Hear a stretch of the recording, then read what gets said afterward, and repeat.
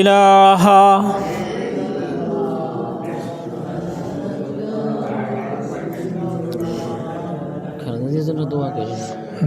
এই আনেন না, তাবারক আনেন না, এটা দায়িত্ব না, দায়িত্ব না এটা। আল্লাহুম্মা সাল্লি ওয়া সাল্লিম ওয়া বারিক আলাইহি। সম্মানিত প্রিয় হাজিরিন, রব্বি করিমের দরবারে লাখো কোটি শুকর এবং সুজুদ যে আল্লাহ সুবহানাহু ওয়া তাআলা আমাদেরকে এই কনকনে শীতকে উপেক্ষা করে পবিত্র জুমার নামাজ জামাতের সাথে আদায় করার তৌফিক, হিম্মত, শক্তি এবং ধৈর্য দান করেছেন। সেজন্য আমরা একবার কালিমাতুশ শুকর আদায় করি বলে আলহামদুলিল্লাহ। প্রিয় মুসলিম একরাম, রাসূল করিম সাল্লাল্লাহু আলাইহি ওয়াসাল্লাম একদিন বলেছেন, জাহান্নাম বছরে 2 বার শ্বাস নেয়। ইন্না জাহান্নামা কানাত মিরসাদা, নিশ্চয়ই জাহান্নাম আপনাদের জন্য, আমার জন্য, গুনাহগার বান্দার জন্য অপেক্ষমান আছে। পাপের পাচ্চিত্যতা ভোগ করবে জাহান্নামের মধ্যে। ওই জাহান্নাম বছরে 2 বার শ্বাস নেয়। কয়বার? 2 বার। কথাগুলো কি শোনা যায়? একবার নেয় শীতকালে, আবার নেয় গরমকালে। যারা মুমিন, যারা আল্লাহ তাআলার প্রিয় বান্দা, যারা আল্লাহ ছাড়া কাউকে মহাব্বত, ভালোবাসার সবচেয়ে বেশি অন্তরে জায়গা দেয় না, যারা আল্লাহ ছাড়া কাউকে ভয় করে না, তারা এই জাহান্নামের শ্বাসকেও ভয় পায় না। যেমন অতিরিক্ত শীত, অতিরিক্ত গরম, দুইটাই জাহান্নামের একটা নিঃশ্বাস। এজন্য শীতকে উপেক্ষা করে দিয়ে আল্লাহ তাআলার যে সমস্ত বান্দারা পবিত্র জুমার নামাজে হাজির হয়েছেন, সেজন্য সমবাক্যে আমরা একবার কালিমাতুশ শুকর আদায় করি বলে আলহামদুলিল্লাহ। প্রিয় ভাই আমার, ইমানের দৌলত আল্লাহ তাআলা ওই বান্দাকে দেয় যেই বান্দা দুনিয়াকে প্রাধান্য দেয় না, যে বান্দা পরকালকে প্রাধান্য দেয়, যে বান্দা আল্লাহকে ছাড়া কাউকে ভয় করে না। দেখেন, ফজরের নামাজের যখন আজান দেয় তখন 5টা, 4:30টার মতো বাজে। অনেকে আছে যে কম্বলের নিচে থাকতে থাকতে পুরো শরীরটা গরম হয়ে যায়, উঠতে মন চায় না। আল্লাহ তাআলা স্পষ্টভাবে বলেছেন যে আমি ওই বান্দাকেই জান্নাত দিব যেই বান্দা কষ্ট করে ইবাদত করে দুনিয়া থেকে বিদায় হবে। সুবহানাল্লাহ। এই জন্য প্রিয় ভাই আমার, আমাদের টার্গেট থাকবে আমরা যেন জান্নাতে যেতে চাই। এই শীতকে আমরা ভয় পাই না। এই জন্য শীতকে উপেক্ষা করে আমরা নামাজ পড়তে হবে, ওযু করতে হবে। ঠান্ডা পানির মধ্যে আমরা ঠান্ডা পানিকে ভয় করি না, আমরা ভয় করি কারে? রাসূল করিম সাল্লাল্লাহু আলাইহি ওয়াসাল্লাম বলেছেন, জাহান্নাম অনেক কঠিন জায়গা। এই জাহান্নামের আগুনকে আল্লাহ তাআলা 3000 বছর তাপ দিয়েছেন। কয় হাজার বছর? 3000 বছর। সাধারণ দুনিয়ার আগুনের সামনে বেশিক্ষণ থাকা যায় না। দুনিয়ার আগুনের চাইতে তো 1000 গুণ বেশি গরম হচ্ছে জাহান্নামের আগুন। আপনি দেখেন, 3000 বছর যে আগুনকে ইন্ধন করা হয়েছে, তাপ দেওয়া হয়েছে, ওয়াকুদুহান নাসু ওয়াল হিজারা, পাথর এবং মানুষ দিয়ে। আল্লাহ তাআলা জাহান্নামের আগুনটাকে উত্তপ্ত করেছেন। 1000 বছর উত্তপ্ত করার পরে জাহান্নামের আগুন ছিল সাদা। বলেন কি? সাদা। ফেরেশতারা আল্লাহর কাছে মেসেজ পাঠালেন যে জাহান্নামের আগুনের রং সাদা। তখন বলল যে হবে না, আমার পাপিষ্ঠ বান্দা যারা সবগুলো মেসেজ শোনার পরও তারা ইবাদত করে না, নিজের মতো দুনিয়াকে প্রাধান্য দিয়ে চলছে, আমি বান্দাকে এত কম আগুনে জ্বালাবো না, আগুনটাকে আরও উত্তপ্ত করো। আবার 1000 বছর তাপ দিলেন। হাদিসের ভাষায় জাহান্নামের আগুন হয়েছে লাল। বলেন, জাহান্নামের আগুন কি? লাল। কয় হাজার বছর তাপ দেওয়ার পরে? 2000 বছর। 2000 বছর তাপ দেওয়ার পরে জাহান্নামের আগুনের রং কি? লাল। আল্লাহ তাআলা বলবেন হবে না, আরও 1000 বছর তাপ দাও। আবার 1000 বছর তাপ দেওয়া হলো, জাহান্নামের আগুন হয়ে গেছে কালো। আল্লাহ রাসূল বলেছেন জাহান্নামের আগুন থাকবে কালো। কেন? এক পাপিষ্ঠ বান্দা আরেক পাপিষ্ঠ বান্দাকে যেন না দেখে। জাহান্নামের উত্তপ্ত আগুনে জ্বলতে জ্বলতে 70 গজ মোটা তার চামড়া হয়ে যাবে। কয় গজ? 70 গজ মোটা, 70 গজ মোটা চামড়া হয়ে যাবে। এক সাহাবী বলেন, জাহান্নামে কি শুধু আগুনের শাস্তি, আর কোনো শাস্তি নাই? রাসূল বলছে, জাহান্নামে ঠান্ডা পানিও আছে, ঠান্ডা পানির শাস্তি আছে, যেটা এত ঠান্ডা পৃথিবীতে -70 ডিগ্রি তাপমাত্রা এমন কিছু দেশে আছে। -70 ডিগ্রি তাপমাত্রাও কিন্তু এই পৃথিবীতে আছে। এইভাবে পানি নিক্ষেপ করলে, উপরে নিক্ষেপ করলে পানি বরফ হয়ে যায়। এই পৃথিবীতে আছে। উপরে পানি নিক্ষেপ করছে, পানি আছে না তরল জাতীয়, এই পানিটা উপরে নিক্ষেপ করছে, উপরেই বরফ।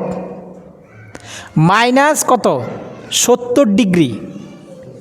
আমাদের বাংলাদেশে এই বর্তমানে আজকে ফরিদগঞ্জ থানাতে 14 ডিগ্রি সেলসিয়াস তাপমাত্রা, 14 প্লাস, এটা মাইনাস না, প্লাস 14 ডিগ্রি। প্লাস 14 ডিগ্রি তাপমাত্রা আমরা সহ্য করতে পারি না। আমরা ওই পানি দিয়ে অজু করতে কষ্ট হয়, মুখের মধ্যে পানি নিলে দাঁত শিনশিন করে। আর -70 ডিগ্রি তাপমাত্রা যেখানে, কথাগুলো বুঝতে পেরেছেন? যেখানে ইউরোপে, বিশেষ করে ইউরোপে একেবারে বরফ পড়ে, আকাশ থেকে কি পড়ে? বরফ পড়ে। আবার গরম পড়লে এমন গরম পড়ে যে একটা ডিম পর্যন্ত রাস্তায় ভাসতে পারবে, এত গরম। পৃথিবীর অন্যান্য দেশের তুলনায় বাংলাদেশের আবহাওয়া এখনও আলহামদুলিল্লাহ অনুকূলে আছে। মানব দেহ যতটুক আবহাওয়া সহ্য করতে পারবে বাংলাদেশে সেটা আছে। পৃথিবীর এমন দেশে আছে যত জামা পরে আপনি বের হবেন, এত ঠান্ডা, আপনি -70 ডিগ্রি তাপমাত্রা কয়টা জামা গায়ে দিয়ে আপনি বাইরে চলাফেরা করবেন? সেই দেশে ফ্রিজ লাগে না, ফ্রিজ নাই, মানে অটোমেটিকলি ঘরের জানালা আছে না, জানালা খুললেই রুম পুরো বরফ হয়ে যাবে, এরকম অবস্থা। ওইখানে রুম খোলা যায় না। কথাগুলো বুঝতে পারছেন?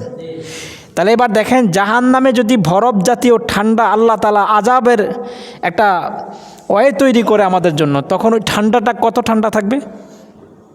এই জন্য প্রিয় ভাই আমার, আমরা আল্লাহকে ভয় করি, কাউকে ভয় করি না।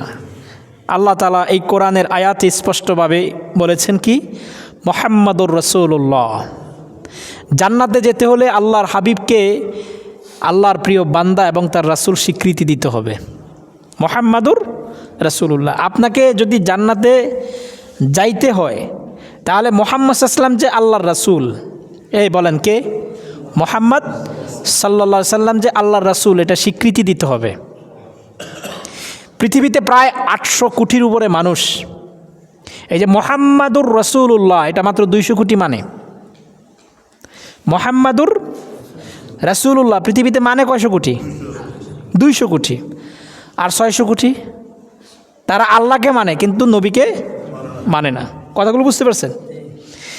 আপনাকে জান্নাতে যেতে হলে অবশ্যই আপনাকে আল্লাহ এবং তার রাসূলকে মানতে হবে। আপনি আল্লাহকে মানলেন কিন্তু রাসূলকে মানলেন না, তাহলে আপনি জান্নাতে যেতে পারবেন না। পবিত্র কোরআনের আয়াতে আল্লাহ তাআলা স্পষ্ট আয়াতের শুরুতে বলছেন মুহাম্মাদুর রাসূলুল্লাহ। আল্লাহ তার হাবিবের পরিচয় দিয়ে দিয়েছেন যে মুহাম্মদ যে দুনিয়ার নাম, এই মুহাম্মদকে প্রশ্ন করতেই পারো।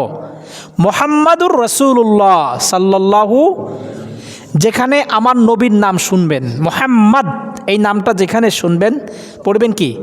সাল্লাল্লাহু আলাইহি ওয়াসাল্লাম। ইমামে আজম আবু হানিফার ফতোয়া হচ্ছে নবীর নাম শুনলে দুরূদ পড়া ওয়াজিব, ওয়াজিব তরক করলে গুনাহগার হয়। ইমাম মালিকের মতে হচ্ছে নবীর নাম শুনলে দুরূদ পড়া ফরজ। কথাগুলো বুঝতে পেরেছেন? যত জায়গায় মুহাম্মদ শব্দটা শুনবেন পড়বেন কি? সাল্লাল্লাহু আলাইহি ওয়াসাল্লাম। তাহলে আল্লাহ তার হাবিবের পরিচয় কি দেয়? মুহাম্মাদুর রাসূলুল্লাহ সাল্লাল্লাহু আলাইহি ওয়াসাল্লাম। মুহাম্মদ কার রাসূল? কথা বলেন ভাই, কে কথা বোঝা যায় না? মুহাম্মদ কার রাসূল? আল্লাহর রাসূল। আল্লাহ তাআলা এখানে তার হাবিবকে তার কাছে রেখেছেন। সুবহানাল্লাহ বলবেন না? আল্লাহ সূরাতুল ইনশিরায় বলেছেন ওয়া রাফা'না লাকা যিকরাক। দেখেন মুহাম্মাদুর রাসূলুল্লাহ, এই আয়াতের ব্যাখ্যায় আল্লাহ বলছেন কি? ওয়া রাফা'না লাকা যিকরাক। মুহাম্মদ সাল্লাল্লাহু আলাইহি ওয়াসাল্লাম যে আল্লাহর রাসূল, আল্লাহ তাআলা অপর আয়াতে বলছেন ওয়ারাফা'না লাকা যিকরক, আমার নবীর স্মরণটাকে আমার স্মরণের মধ্যে নিয়ে আসছি। সুবহানাল্লাহ। দেখছেন, যেখানে আল্লাহ সেখানে তার হাবিব সাল্লাল্লাহু আলাইহি, যেখানে আল্লাহ সেখানে কে? আমার নবী। সুবহানাল্লাহ বলবেন না? এই জন্য আল্লাহ বলেন ওয়ারাফা'না লাকা যিকরক মুহাম্মাদুর রাসূলুল্লাহ। আয়াতের শুরুতে বলছে কি? আমার কথাগুলো মনে বুঝেন না ভাই। মানে আপনাকে জান্নাতে যেতে হলে জান্নাতের প্রথম যেই শর্ত সেটা হচ্ছে ঈমান। সেটার নাম কি? এই ঈমানের মূল সংজ্ঞা মুহাম্মাদুর রাসূলুল্লাহ। মুহাম্মদ সাল্লাল্লাহু আলাইহি ওয়াসাল্লাম কার রাসূল? আল্লাহ রাসূল। এই মুহাম্মাদুর রাসূলুল্লাহ থেকে কালেমা আসছে লা ইলাহা ইল্লাল্লাহু মুহাম্মাদুর রাসূলুল্লাহ।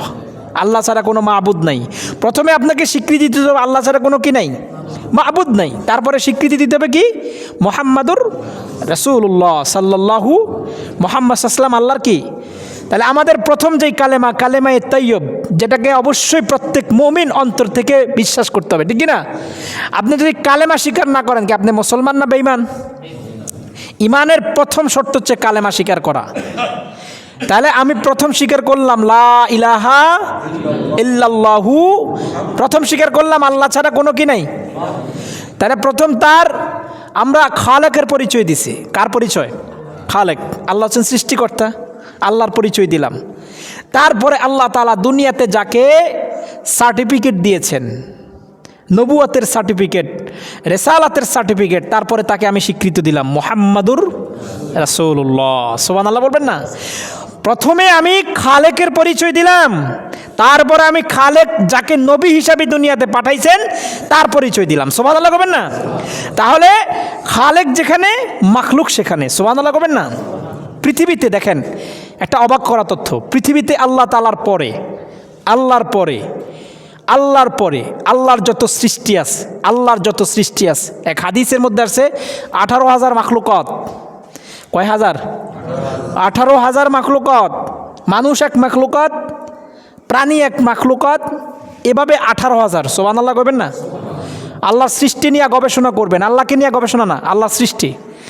আল্লাহ হচ্ছেন খালেক, খালেকের পরে আল্লাহর সৃষ্টি কত হাজার মাখলুকাত? 18,000। কথাগুলো বুঝতে পেরেছেন? এই 18,000 মাখলুকাতের মধ্যে জাহান্নাম বানাইছে 2 শ্রেণীর জন্য। কয় শ্রেণী? কথা বলেন। জাহান্নাম বানাইছে কয় শ্রেণী? ওয়াকুদুহান নাসু ওয়াল হিজারা, ওয়াল হিজারা। জাহান্নাম বানাইছে, জাহান্নাম তাপ দিছে 2 শ্রেণী দিয়ে, মানুষ এবং পাথর দিয়া। আর জাহান্নাম বানাইছে জিন এবং ইনসানের জন্য। ওমা খলাকতুল জিন্না ওয়াল ইনসা ইল্লা লিয়াবুদুন। হাদিসের মধ্যে আছে কয় মানুষের মধ্যে যেমন ভালো এবং খারাপ আছে, জিনদের মধ্যেও কিন্তু ভালো এবং কি আছে? খারাপ আছে। ইবাদতের হিসাব আর গোলামির হিসাবটা আল্লাহ তাআলা 2 শ্রেণীর মধ্য থেকে নেবেন। এক ইনসান, 2 হচ্ছেন জিন। 2 কি? জিন। কথাগুলো বুঝতে পেরেছেন? ওয়ামা খলাকতুল জিন্না ওয়াল ইনসা ইল্লা লিয়াবুদুন। সুবহানাল্লাহ বলবেন না? আমার কথাগুলো বুঝতে পেরেছেন? তাহলে আমি বলছি যে আল্লাহ তাআলার পরে আল্লাহর কত মাখলুকাত সৃষ্টি করছেন? কি ভুলে গেছেন নাকি? আরে ভাই কথা বলেন, কয় হাজার? আবার বলেন, আবার বলেন। 18,000 মাখলুকাত। কয় হাজার? 18,000 মাখলুকাত আল্লাহর সৃষ্টি। এই 18,000 মাখলুকাতের শ্রেষ্ঠ সৃষ্টি তার হাবিবে মুস্তাফা সাল্লাল্লাহু। সুবহানাল্লাহ বলবেন না? আল্লাহর পরে যার সম্মান, আল্লাহর পরে যার চেয়ার থাকবে, সুবহানাল্লাহ, মাকাম মাহমুদা, যার চেয়ারকে আল্লাহর পাশে রাখবেন।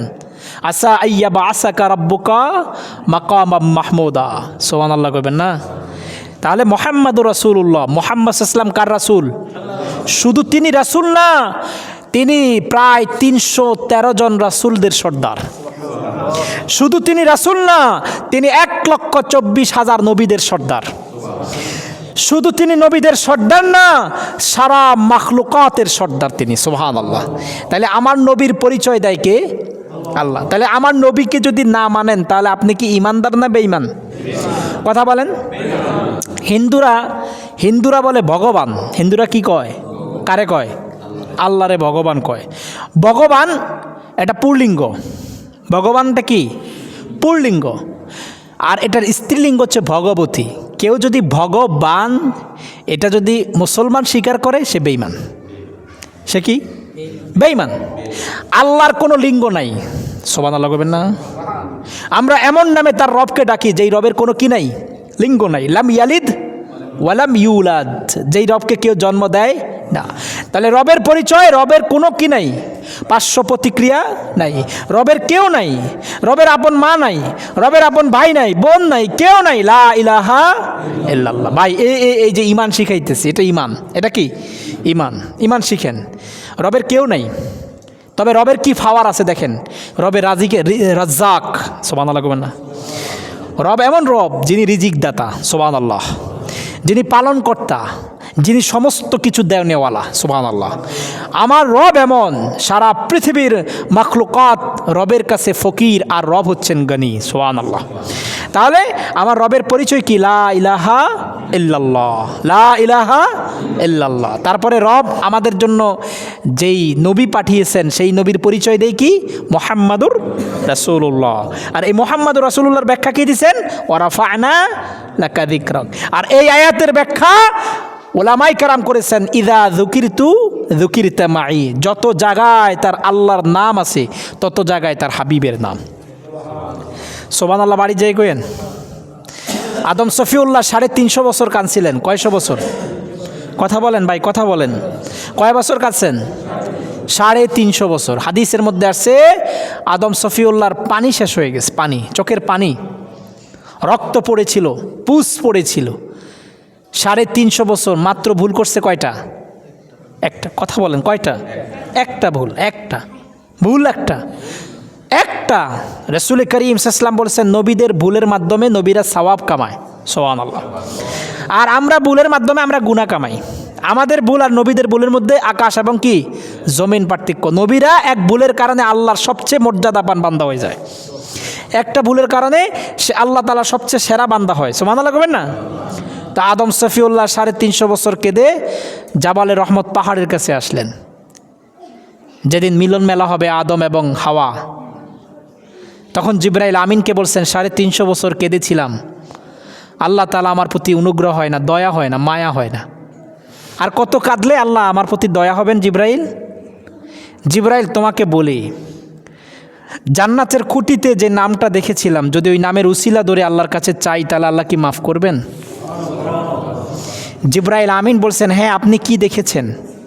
বলছে, দেখেছি মুহাম্মাদুর রাসূলুল্লাহ। এই যে আয়াতের শুরুতে আমি যে একটা মাত্র এক আয়াতের মধ্যে আছে, এই যে মুহাম্মাদুর রাসূলুল্লাহ, এই আয়াতটা জান্নাতের খুঁটির মধ্যে আছে, সুবহানাল্লাহ করবেন না মিয়া? মুহাম্মদ সাল্লাল্লাহু আলাইহি ওয়াসাল্লাম কার রাসূল?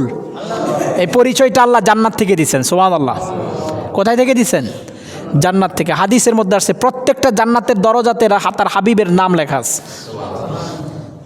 তখন আদম সফিউল্লাহ কয়, আমি যদি এই মুহাম্মদ সাল্লাল্লাহু আলাইহি ওয়াসাল্লামের উসিলা ধরে, ওয়াবতাগু ইলাইহিল ওয়াসিলা, কারণ একটা মানুষ নাজাত পেতে হলে উসিলার প্রয়োজন আছে না নাই? ভাই, উসিলা ছাড়া দুনিয়াতে চলা যায়? আপনি কি একভাবে চলতে পারবেন? আপনার ক্ষমতা আছে? যেই কোনো মানুষের আপনার উসিলা ধরতে হবে কি না? ভায়া ধরতে হয়। দুনিয়াতে চলতে হলো কি ধরতে হয়? ভায়া। আপনি সরাসরি মাননীয় প্রধান উপদেষ্টার কাছে যাইতে পারবেন না, প্রধান উপদেষ্টার কাছে যাইতে পারবেন না। যাওয়ার জন্য আপনার অবশ্যই অনেকগুলো পথ অতিক্রম করতে হবে। আর এই পথ অতিক্রম করতে হলে আপনার মাননীয় প্রধান উপদেষ্টার কাছে যাইতে হলে যে পথগুলো অতিক্রম করতে হবে, সেই পথের যেই প্রতীকগুলো আছে তার সাথে কি থাকতে হবে? ভালো কানেকশন থাকতে হবে। তারপরে আপনি ওখানে যেতে পারবেন।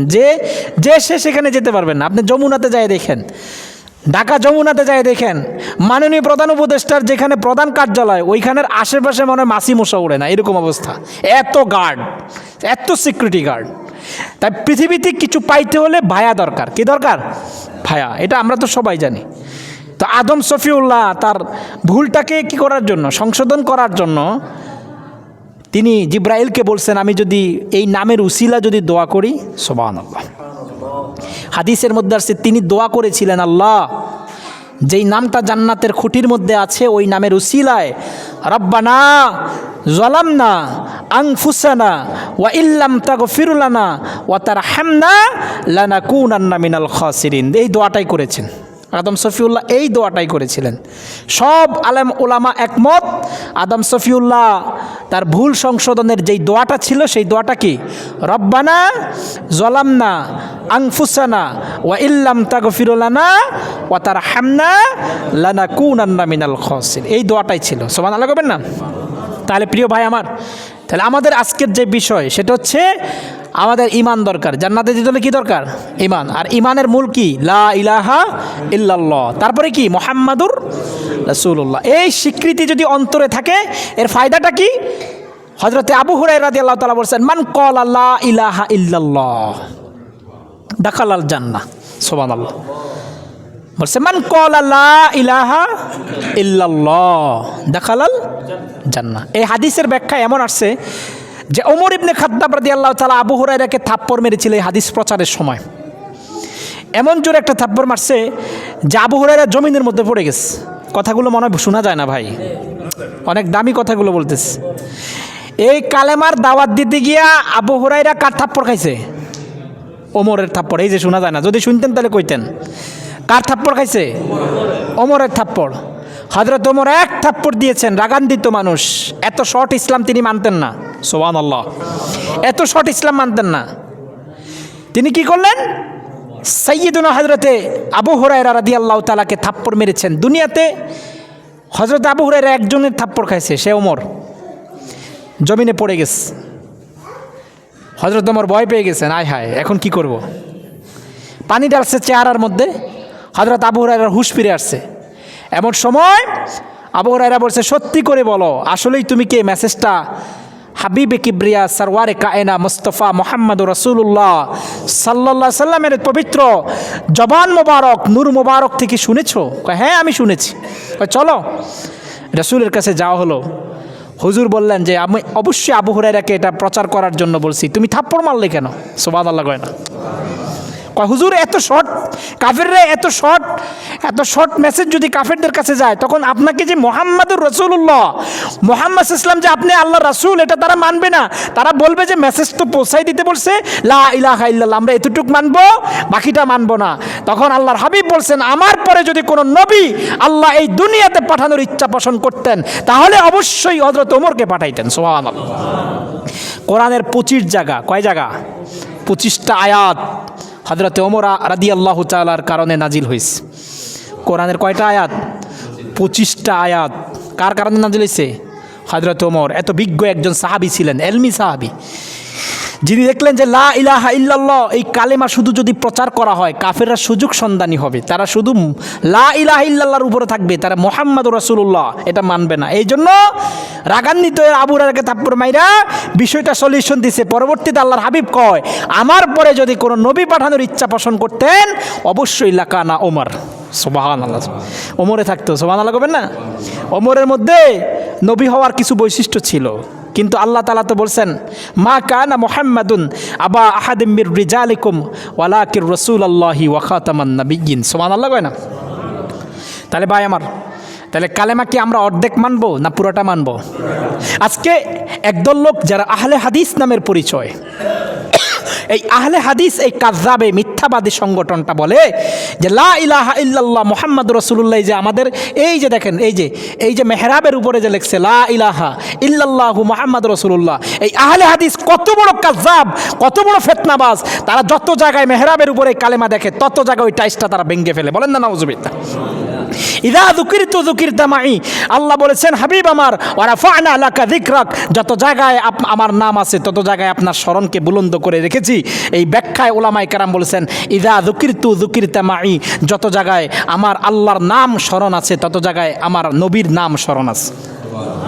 তাহলে প্রিয় ভাই আমার, আমাদের মেহরাবের উপরে যে কালেমা আছে কালেমা থাকবে না ভাঙবো? কথা বলেন না, কথা বলেন। আচ্ছা বলেন এখানে দোষটা কোথায়? বলেন, আপনি কালেমা পড়েন লা ইলাহা ইল্লাল্লাহু, এখানে দোষ কোথায়? আপনি দোষ খোঁজেন। আপনি দেখেন, আপনি যদি এখানে ভুল থাকতো তাহলে আমি সবার আগে বলতাম যেটা কেটে ফেলেন। যেখানে আল্লাহ তাআলা কালেমা দিয়েছেন কি লা ইলাহা, এটা মুক্তির কালেমা, এটা নাজাতের কালেমা, এটা নাজাতের কালেমা। নাজাত পেতে হলে এই কালেমার প্রয়োজন। রাসূল বলেছেন শেষ সময়ে, একেবারে শেষ সময় হযরতে আলকামা রাদিয়াল্লাহু তাআলার জবানে কালেমা আসতেছে না, কালেমা আসতেছে না। শুধু মায়ের সঙ্গে একটু অপরাধ করেছে। রাসূল করিম সাল্লাল্লাহু আলাইহি ওয়াসাল্লাম যখন দেখলেন যে মা তাকে মাফ করবে না, ফাইনাল সিদ্ধান্ত, তিনি শুকনা লাড়কি আনলেন, আলকামার মায়ের সামনে তার লাড়কিটা ভেজায় দিলেন, উত্তপ্ত আগুনে খেলতেছে। এমন সময় আলকামার মা, বৃদ্ধ মা বললেন, হুজুর কি করবেন আপনি? কয় তোমার জীবিত সন্তানকে আগুনের মধ্যে পুড়িয়ে দিব। কয় কারণ? অপরাধ কি? কয় তুমি যদি মা ক্ষমা না করো সে তো এমনি জাহান্নামে যাবে, তাই জাহান্নামে তাকে এমনি পাঠাই দেই। দুইজন সাহাবী ভর করে আলকামাকে লাড়কির উপরে ফালাবেন। এমন সময় আলকামার জবানে কিন্তু এখনও কালেমা আসছে না। খাতেমা বিল খাইরে রাসূল বলেন, কারো যদি কালেমা নসিব হয় এপারে দুনিয়া ওপারে জান্নাত হয়ে যাবে। সুবহানাল্লাহ। এই যে আমি যে আজকে এই যে আলোচনা, কালেমার আলোচনা করতেছি, কথাগুলো বুঝতে পেরেছেন? কালেমার কত দাম দেখেন। আলকামার জবানে কি আসে না? কালেমা আসে না। রাসূল হযরত আলীকে পাঠাই দিলেন, আলী কালেমার তালকিন দাও। তালকিন মানে কি জানেন?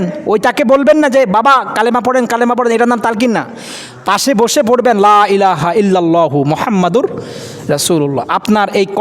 আপনার এই কথাগুলো শুনে যদি তার কর্ণকুহরে আওয়াজ যায়, এই আওয়াজের কারণে সে যদি নিজ থেকে বলে লা ইলাহা ইল্লাল্লাহু মুহাম্মাদুর রাসূলুল্লাহ, এটাই তার জন্য নসিব ভালো। সুবহানাল্লাহ কয় না?